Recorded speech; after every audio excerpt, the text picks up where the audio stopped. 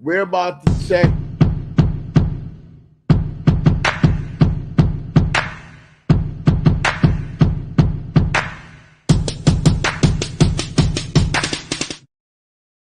Baby.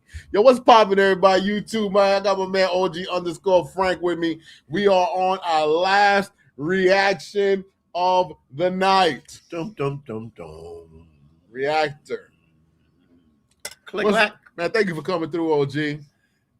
Hell yeah. We've been killing it, man. We've been attacking this game, bro. Man, we got to. Yeah, we'll keep on attacking, man. Somebody hyped up one of our videos. Really? It means like they I guess said something to it to make it hype, make it more popular. Oh, that's cool. Thank you. First one we got ever. Thank you. For the hype video off of the Anton Daniels conversation. Oh, yeah. Yeah, that was crazy. That was crazy. So tonight we're talking about Clifton Powell. He went on a podcast. I saw the whole. You watched. So from when I sent you the clip, you said, I'm going to watch the whole thing. I got mad. I was mad. You got upset. I was, they got a new word for upset. Tell me what the word is. I don't remember what it is. Okay. I'm going to keep saying upset. Yeah. I was intensely angry. Why were you intensely angry? Because the way the Phlebotomy. Oh yeah, the Phlebotomy brother. The Phlebotomy brother. Oh my God. Who was, you could tell he didn't like Clifton, and he was saying things to try to get under his skin, and he was talking to him. How can you not like Clifton? Well, how can you not like Pinky? Because of his character, he probably didn't like what Clifton represented, a heterosexual, masculine black man. And they're trying to get rid of that masculinity. May I say something? Yeah. Clifton doesn't give me like he's overly masculine. He's not, but to that guy, he was. Because Clifton actually, I feel like, not that he walks a line, but Clifton is very, you could tell that he's him. What I like about Clifton Powell. Yeah. From the Rock show. You know he's from DC. From DC, DMV. Yeah. Of course we're going to talk about it. Yeah. I don't feel like Clifton gives me like over masculinity. He gives me, I'm Clifton Powell. This is who I am. You're dealing with my aging, who you know, the man put work in. When you're dealing with a feminine male, I think he's masculine. To a feminine male. Yeah, to a feminine male, he's masculine. What he represents. I've dealt with like men, and I'm very passive, and I'm like, why is this person giving me all this attitude, you know? You think because they're missing something at home? They miss something at home? I think it's what you represent is totally, they think your character that you represent, that type of character is totally opposite and doesn't like what they represent. So they want to hate on you because it's like, oh, he looked like one of those guys who feels or thinks this way. I'm going to play it. The one I sent you.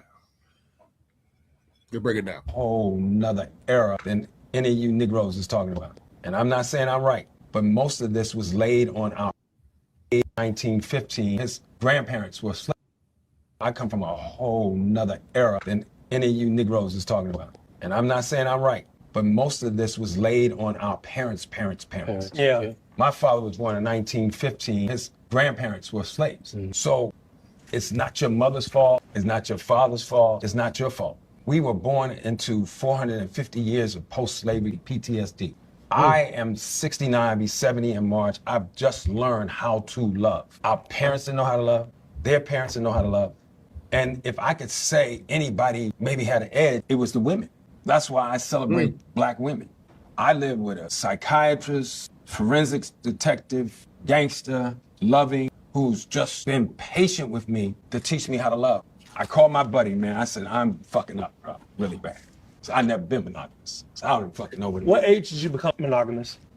Today. We don't talk about dopamine being in a pleasant center of the brain. Oxytocin is called the cuddle hormone. So a lot of times we're just talking in generalities. A counselor is gonna get inside of this from a real scientific perspective. So when I hurt my girl, which I've done over and over, and I commend her for even being with me, I called one of my partners who was brilliant. He said, when you hurt someone, heard so far. Yeah, I mean, I like what he's got to say so far. Men don't really discuss this with other men. I was telling someone, someone that's known me for years, over, decades of years. I told them all the relationships that I've been in that did not work, it was my fault. Regardless of what happened in the relationship, I take the blame. As a man, you got to anyway. Yeah, as a man, you got to anyway because you need to grow. Yeah. Society is built, to me, in America, for the female. Oh, yeah, definitely. Success. Definitely. Especially as us. Mm-hmm. It's built for them. So as a male, you can't be, as a male that wants to also bring up a family and be strong about himself, you can't mope about it any further. Yeah. So you got to go, you know what, my fault. I'm going to grow from it. Yeah. Because if I don't, then they're going to say, victim mentality. Yeah. You got victim mentality. I don't have time for all that. Yeah. So, yeah, I feel that they're trying to get rid of, they call our masculinity toxic. I know that's like the word now. That's like the but they have to realize that toxic masculinity is what made this world what it is. It made America. It made it available for women to speak and freely move about.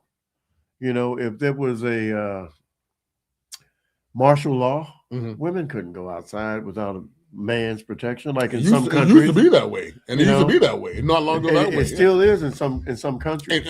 Very much so in some countries. So that toxic masculinity is what protects us. I mean, you got these soldiers going over overseas in different cultures and risking their life to protect this country and the whole. And the first thing that happens in those countries is those women get free. What the first thing they started doing when they went over there? Took off their bra, started burning it. Took off the hijab, started burning it. Yeah. They were ready. And then the homosexual community in those countries started speaking up. I started seeing them speak up, but they speak up here. They're over here picketing, speaking up. Yeah, I don't know. No. I know they're not over there speaking up. Some countries over there, they will kill homosexuals. That's crazy because they'll unalive them. Yeah. Yeah, and I believe everybody has the right to express themselves the way they want to. As they should. I could care less. I could care less. Yeah. Whatever your sexuality is. Do what you do. Just don't bother me. Yeah. You're right. I get that a lot. I say that all the time. Do what you do. Just don't bother me. Don't bother me. Don't come to work being upset because you feel like you can't be yourself. Because I'm not going to persecute you to be yourself. You need to be yourself. Feel like yourself, brother. You need to. Character is everything. I think, like I told someone I had this conversation with, I said, I can't come to work trying to act black, like, yo, money, what's up, people? I can't go to work acting black. I got to have some type of decorum about myself. They call it code switching now. Yeah, but being professional at work. Mm-hmm. And I don't like when I had a coworker, he came to work, he was acting black like every day. And I would get into conversations with him to where the fact that I would almost like, yo, dude, we're going to have to throw these hands because you can't talk to me like that. And I get tired. So not what he's at. I don't like to call it black. I like to call it at work, you're being unprofessional. I would call it another word, but I don't want to say it. But yeah, exactly. Rhyme it. Iggerish. Okay. Iggerish. Very iggerish. Mm-hmm. Yeah. And it was pissing me off because it's like, dude, I can act like that when I'm out in the streets, but we at work. I'm getting this money. You getting an Oscar in your effort to act this way. And behind the scenes, I know they're going, all of them are really like this. Just like the Will Smith thing. Will Smith was the only rapper who had the respect of the multitude because he didn't curse in his raps. And look what he did. So they like, oh man, they all alike. It's like you think every now and then you're gonna get an Obama. Yeah. Don't get me started on that. I know, yeah. Don't even get me started. I called one of my partners who was brilliant. He said, when you hurt somebody, where you leave them is where they stay. So I think our parents, our grandparents, our uncles, our people that raised us, it all comes from out of all of that. One thing that I just want to talk about, accountability, like, yes, we can talk about what our families did to us, but eventually comes a point where you have to decide, how do I want to live my life? I haven't talked to my daddy in 6 years. I don't give a fuck about what my family has gone through. I know where I will go. So it's like, you can only say that for so long. Black women are tired. Everybody in here, several people have talked about going to counseling. Have that upon yourself. Stop waiting for a woman to tell you what you need to do. Take that upon yourself. Let me address that real quickly. For me, I didn't know fucking how to Can love. I say one more thing? No, I have to say this, because another thing that happens is, too, you live your life for so long, and I'm not meaning no disrespect by It's this. all right, just say it, bro. But when you hit your 60s and your 70s, I want to be right. Okay, but let me. I want to live my life right. I want someone to take care of me and protect me, and that's what a lot of women have issues with. Because I'm living it right the fuck now. As I said, listen to I said 60s and 70s. Let me say this. Don't overtalk me. I'm gonna fucking overtalk you because I'm you're good, talking out but of line. Yeah, that was very disrespectful. He had a lot of issues. You can tell my man had a lot of pain. First of all, he ain't talked to his dad in 6 years. Okay, sometimes you have family issues. You don't know what happened with that relationship. But to say you don't give a fuck about your family or what they did, you're here because of those people, and you stand on the backs of those who came before you to sit there in that chair and say you don't give a care about those people or your family who came. What does that say about your character? He got a lot of pain. There's a lot of pain in that young man. You can tell there's a lot of pain. He's only 26. A lot of pain in that young man. How do you know how a man? I'm going to say, let me tell you something. If you told your dad in 6 years, I hope before you got to that point, you did talk to your dad. Yeah. Don't just not talk to your dad. Because I'm one that same environment, not them. My mom was Superwoman. She raised me to be a certain way, and I kept with it, and I did not go that route because a lot of these men are supposedly homosexual. I think they're sitting around this table, from what I understand. I still made sure to have a conversation with the man that birthed me. Yeah. You got to talk to that man because you got to see who you are, where you come from. Now, if you afterwards you don't want to talk to him, cool, that's on you. But hopefully y'all did have some type of conversation to get some type of closure. Just don't be upset. Well, you know what? I think a lot of men don't realize that without your father, you would not be here. Of course. To care, whatever you care or feel the way you feel, you came from his seed, right? So whether you like him or not, I don't see you killing yourself because you hate him because he's your dad, right? He gave you life. If it wasn't for him, you would not be here. At least give him the respect. I didn't have the greatest relationship with my dad, especially in the beginning. But I did respect the fact that he was my father, regardless of what he did.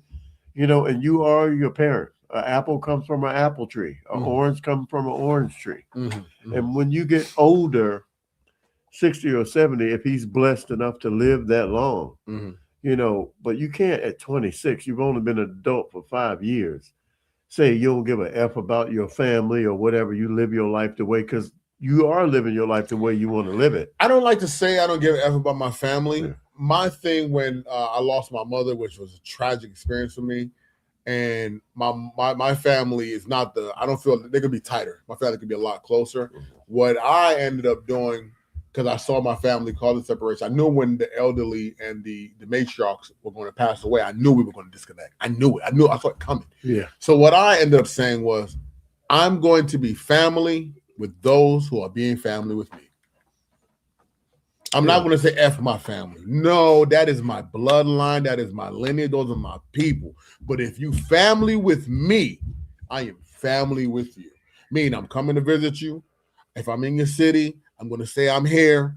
I'm not going to just not show up. And if you don't want to see me or whatever, maybe you're busy. I don't catch offense. But on average, the family that wants to be family with me, hey, come through. Well, again, like I said, he's only been an adult for 5 years. And that's the attitude you have at that age. But 26, yeah. Later on in life, you'll realize that you do need family. Because you're going to feel that loneliness sucks. Yeah. Not just loneliness. You're gonna need, nobody is strong enough to be on their own forever without help of anyone. I don't care how strong you are, how smart you are, how much money you have, you're gonna need some family. And I think when you're 26, life is about today. And you feel, and you're healthy. Yeah, you're young. It's not about tomorrow. Yeah, you're not thinking because you feel so good right now. I never thought I would be unhealthy. I thought I was invincible. I thought the world evolved around me when I was young. Yeah. So being older, knowing that I'm not invincible, that, okay, the world still might evolve around me. Hey, nothing wrong with that. But my health, as far as just like I can do what I want to and I don't care about anybody and everything, that's a naive way of thinking that really angered me when I heard how he was talking to him. Because I often talk to young people and we do disagree. I try not to debate. I try not to like make them feel that I'm right and they're wrong. But I tell them one thing that's different about this generation than my generation, that when someone older gave us wisdom, we listened. Whether we agreed or not, we actually listened. And he wouldn't even let him get, no, I gotta make this point. I gotta like, dude, you can't let him talk. You know, you gotta over talk him to prove your point, to jab at him. You know, I thought that was very ugly. I felt like he saw opportunity to speak to his dad. Yeah. That's who he's really talking to. That's who he's talking to. Yeah. You need to go talk to your dad. Yeah, because he's older than his dad, I'm pretty sure. Of course. But maybe not. Maybe because he's 26. Well, he's 26, so his dad had to be at least 20 years older than him. Yeah, about 50. Like 50s, and he's 60, 70. That's right, he's about 70. How do you know? Yeah. That's a whole different, it feels like that's a whole different generation. To be, get 60 or 70 and feel like now I'm right. How do you know that? You don't know how it feels to be. You don't even know how it feels to be 30. Yeah. Or 40. He's or hurt. 50. Or 60. That's a hurt man. That's a hurt man. To be disrespectful to an older person, I would rather, knowing that I'm dead right, be silent than to be disrespectful to somebody that age. That's very disrespectful. You can have a conversation without getting that angry, but then that's why when I saw this clip, I said, "Oh, he's upset with his dad." And you need to not go them 6 years with your dad no more. You need to not do that no longer. Yeah, and remember, you reap what you sow. You know, me and my dad didn't have the greatest relationship. There was a lot of abuse, verbal, psychological, physical. But in order to, if I could talk to my dad again, who passed away, I would go back and take every punch. Well, y'all had a good conversation towards that. We did. We were very good friends. I was able to communicate with him in a way that we understood. But in order to communicate with him, I had to do research on him. The past of his past. And once I realized, wow, now I understand, you know, the mentality behind how he was. And look what's leading you, if you don't mind me saying. Look what's leading you now. You and your family have got. Yeah, me and my family, we've all reconnected. We realized that I'm like the youngest, even though I'm older. I'm like the youngest, so I realized that you are the youngest. I am the youngest. Yeah. We realized that the roots of our family often comes together, not by the eldest, but sometimes the youngest. And that happened in your case. Can connect more with the others to bring us together to a point. Yeah. Now, it's not about me being like, oh, everybody. No, it's about the connections and bringing and the understanding of us being family. And we try to, we just try to be family. And you think after all these years we will learn, but a lot of families don't grow up having that type of unity. So when you establish it, you appreciate it and you can see like, wow, this is all it took. Yes, all it took. Us being like together and discussing and being unbiased and not judging. When you're young, you tend to judge a lot more. Like when you get older, you start to realize. And also all the trauma you went through. You really haven't stepped back and really went after how can I repair this trauma? How can I adjust to all that I have went through? You just get angry, you just turn away. And I was one that also did that at one point. And I felt when the passing of my mother made me go, man, you know what? This ain't getting me anywhere. I need to, and I just woke up and said, I need to be family with those that are family with me. I need to reconnect and have a conversation with my father. And I did. It wasn't the greatest, but with that conversation allowed me to go, I know who you are. I know, I'm not going to say I just don't want to talk to you and I don't know why I don't want to talk to you. I know why we just don't connect. Well, now I'm cool, but not with the anger on it. It's just, we just don't connect. I mean, I used to carry a grudge. I can carry a grudge for years. Yeah, I'm one of those guys. Carrying a grudge, I'm not sure if Gandhi said this or who said this, but I think it's an ancient Chinese saying. Carrying a grudge is like eating poison and hoping the other person dies. Oh my God, that's great. Yeah. So Jesus, that's you have to let that grudge go even with women, I ask myself, like, I could never talk to this woman again. Like, if we arguing about something, I could never talk to this woman again and feel like I've won in the relationship, like I broke up with her. I'm the man. Or I could come to my senses and make amends to the relationship with her, and we still be friends and carry on a friendship, which will benefit me in the long run. Yeah. And I still want to have sex with her. But or I could win the battle of my ego and not get that and never have sex with her again and never talk to her and feel like, oh, I won. I told her. What did you teach her? What did you really win? You got her in the pocket if you keep cool and you talk to her a couple times. At least if we friends, that it's not about intimacy, but we might share something, or they might help me. I had a friend, an old classmate that I reunited with, that we just talk, and she's teaching me things about myself from what she remember about me 40 years ago. That you may have even forgotten.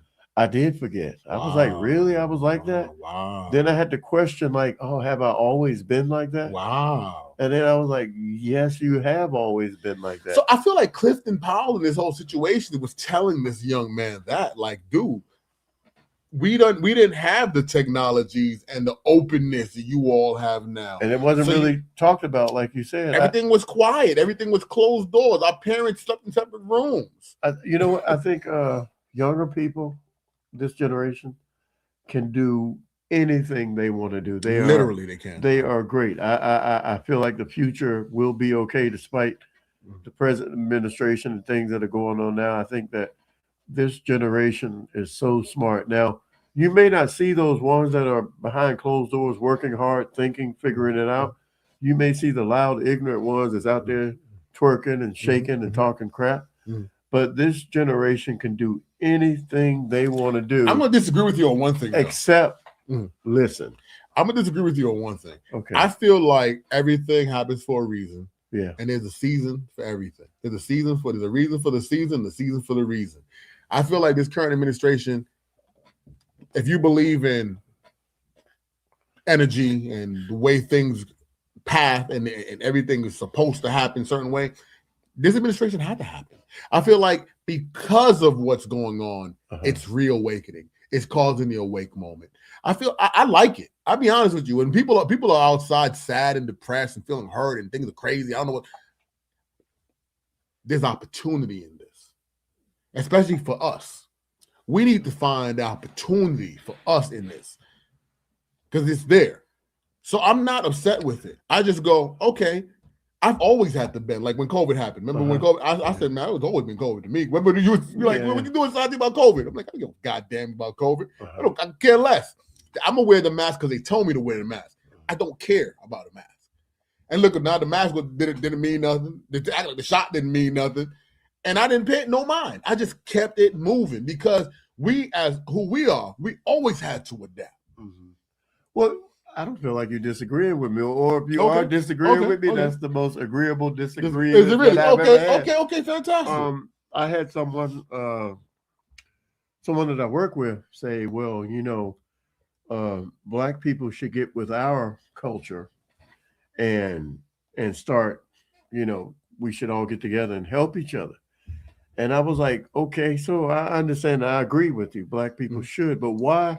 But we are. But why do we have to wait until you have an issue when we've been here way before you and we've been going through these same issues? I feel like that person you're talking about telling you that is late to the game. Yeah. Because the same way Unc got saved for tendonism, we were ready together. So you late to the game. Yeah. So I told him, why now? Because you having issues that now we should get together. Now we should get together because you having issues. You having I would say to that person, you're having an awake moment. Yeah. Because we've been awake. We've been having these issues the whole time. And where you been? You did not care. You didn't see it? As a group, you did not care. But now, you care. Because you having them, now you're telling us we should be on the plate. And I don't, and I'm saying, not that I do not care, saying, bro, you late to the game. Yeah, I care, but yeah, I see it differently. You late to the game because I've been adapted. Yeah. I've always adapted. Yeah. I've always adapted. I didn't have what you got. I ain't have dad in the crib. I didn't have the dual income. I didn't have college in my path, but I still figured those things out. Yeah. That's on you, baby, for not being catching up to the game. That's on you for not catching up to the game, baby. Yeah. So let's finish this up and let's roll out, OG. Salud. Thank you. I got one more coming. Sneeze and threes. One more time for the money. And no disrespect by It's this. all right. Just say it, bro. But when you hit your 60s and your 70s, I want to be right. Okay, but let me. I want to live my life right. I want someone to take care of me and protect me, and that's what a lot of women have issues with. Because I'm living it right the fuck now. As I said, listen to I said 60s and 70s. Let me say this. Don't overtalk me. I'm gonna fucking overtalk you I'm because good, you're talking out but of you're line, not nigga. gonna disrespect You don't know me. what the fuck you talking Oh, I about. am. I just I learned do. to love at 60, I do. bro. You don't know what the fuck you talking about. Oh, I do. Because you can't I figure do. shit. I You do. don't know it, nigga. I do. I'm good. You don't know what the fuck you're talking about. Fuck out of here. You can't tell me what the fuck I'm living, nigga. You cannot fix no shit that you don't even know is happening. Let's get to the truth of this shit. You can't fix no shit unless you meet somebody on another level to help you elevate to understand. I'm not indicting anybody. I'm telling you what the shit is. You can't fix some shit that you don't know about, bro. And then you get there at 69 or 70 and say, I thought I was being loving all this time. And then he got up. Yeah. And then he got up. It's like, bro, you need to go talk to your daddy, man. Yeah. Go talk to your daddy. Go talk to your daddy. You and your daddy need to have a conversation. And yo. figure that out. And figure that out because Clifton Powell not your daddy. Yeah. That's Pinky. Yeah. And Pinky stuck to his guns in Hollywood. Oh, he did. You could tell Pinky, you could tell Clifton stuck to his guns in Hollywood. He didn't take roles that depicted him in a homosexual character because he felt like he wasn't doing that. And Pinky was a pimp. Yeah, Pinky was a pimp. And he still added that's how you know he's a damn good actor. He still added his swag to it. I loved his pimping. I love that character. I love Pinky. Pinky was even scared when he had the gun, and he said, "I got a girl." He said, "My wife." He said, "I got a wife and a girlfriend." Yeah. And a girlfriend. And a girlfriend. He said, "Man, I got kids. I got a wife. I got a girlfriend." Clifton Powell is the man. He killed Rock. He was killing it on Rock when he was the drug dealer on the block. Oh yeah. He was killing it. Homeboy got up. When you can't finish a conversation with another man and you walk away, you lost the battle. Yeah. You brought way too much emotion to this game. Well, and he was very negative in his doing it. Because and you know why? Because he ain't talking to his dad. Yeah, because he ain't talking to his dad. Talk to your dad. So he was really talking to his dad when he was talking to Clifton. That was his problem. He was angry at his dad. Talk to your dad, bro. You and your dad need to have a conversation. And you need to let your dad know what's going on. And maybe 6 years ain't working for you. How you at 26 gonna tell a 60, 70-year-old what they thinking? What they should be doing? Come on, bro. Come on, bro. Well, you don't even know what you're doing right now. I'm sorry for those men that were raised by women that feel this type of way. I feel bad for them. You know, but some of us were raised by women and we didn't have our fathers in the house, but we still battled through it. You know what I mean? We worked with it. Yeah. If that's your cup of tea, that's your cup of tea, man. Don't be angry with everyone. Don't be angry, bro. Come on, bro. Come on, bro. Right now, we live in a world where everyone is okay with you being yourself. Yeah, be who you are and no excuses. And don't get angry at somebody because they are not as you are, you know. Be happy that they're not. Yeah. That's what makes the world beautiful. There's an experiment. Remember, I was telling you about my experiments that I'd be learning about. So there's an experiment. Somebody took like an acre of land. Okay. And they took like a plot. And they, in the middle of the land of that plot, of that acre, they put all the vegetation, all the seeds, everything all bunched up in that one center. Okay. But around it, they're separated by, like, say, if this is pumpkin, this is whatever that flower is, this is that vegetable. And they separated it. Those plots died. But in the dead center, where it was all of them together combined, it thrived and it even spread. Yeah. That is what the world is, bro. You know, I like when you watch these studies, just like the mice. Yeah. And I explained to people the theory of the mice who went through the maze. And when they would eat the cheese, a certain type of cheese, they would get shocked. Yeah. And then we got to realize when they experiment on mice or do research. Very close to human. Very close to humans, right? So the offspring of these mice, when they went through the maze, they would not eat the cheese. Yeah, because they were afraid of getting shot. I got another one about in the their mice. DNA. Okay, a recent one I just learned of.